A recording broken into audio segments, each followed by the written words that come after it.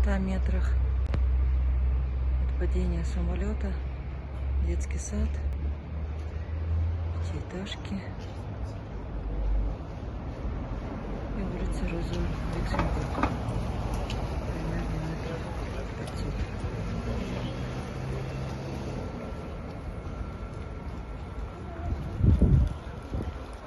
Самолет упал в частный сектор. Совсем рядом с ним.